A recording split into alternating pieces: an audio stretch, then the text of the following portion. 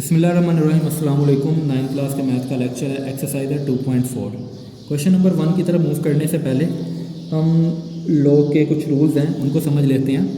देखें ज़रा, log B से मुराद बेस है और सामने दो वैल्यूज़ मल्टीप्लाई हो रही हैं, तो हम उनको इस तरह लिखेंगे लॉग बेस पहली वैल्यू प्लस दूसरी वैल्यू इसी तरह, ठीक है। यानी कि अगर मल्टीप्लाई हो रही हैं तो प्लस। सेकंड रूल ये है कि लॉग बेस हो और सामने दो वैल्यू अगर डिवाइड हो रही हैं तो हम उनको क्या करते हैं, अलग अलग माइनस करवा के लिखते हैं, ठीक है। अगर ये चीज़ होगी तो हम ये बना सकते हैं, ये होगी तो हम ये बना सकते हैं, ठीक है।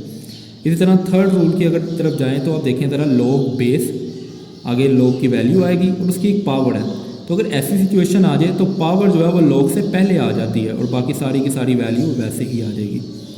फोर्थ रूल है, लॉग की जो बेस है वो a है और लॉग की जो वैल्यू है वो b है। तो जब ऐसी कोई वैल्यू आ जाएगी आपके सामने तो आपने करना है वैल्यू ऑफ लॉग्स ऊपर लिखनी है और लॉग को बेस के साथ डिवाइड में लिखना है, ठीक है। तो अगर ये सिचुएशन होगी तो हम ये भी लगा सकते हैं, ज़रूरी नहीं है कि यही हो तो ये लगानी है, ये अगर मौजूद होगी तो ये नहीं लगा सकते, लगा सकते हैं ये भी, ठीक है। चलते हैं क्वेश्चन नंबर 1 की जानिब। क्वेश्चन नंबर 1 है, without using calculator evaluate the following. हमने कैलकुलेटर इस्तेमाल नहीं करना, उसको सॉल्व करना है। पहला पार्ट है लॉग की बेस 2 है, वैल्यू 18 है, माइनस लॉग 2 9।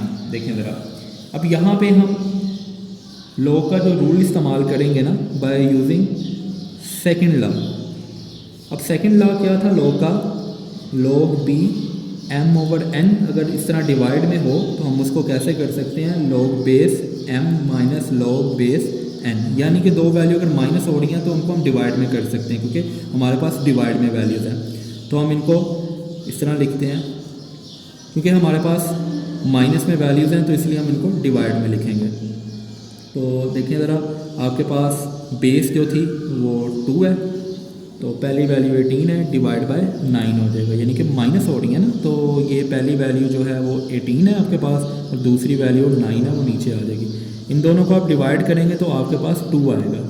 अब एक चीज़ याद रखिए, ये बेस है और ये लॉग की वैल्यू है।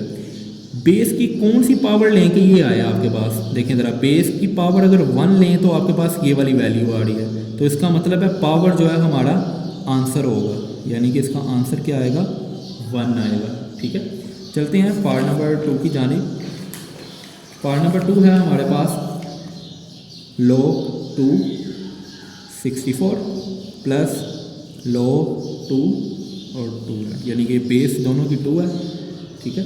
अब देखें ज़रा, सबसे पहले तो हमें ये पता होना चाहिए कि 64 जो है ये 2 की कौन सी पावर है, ठीक है। यानी कि 2 की पावर अगर हम 6 लें तो 64 आता है।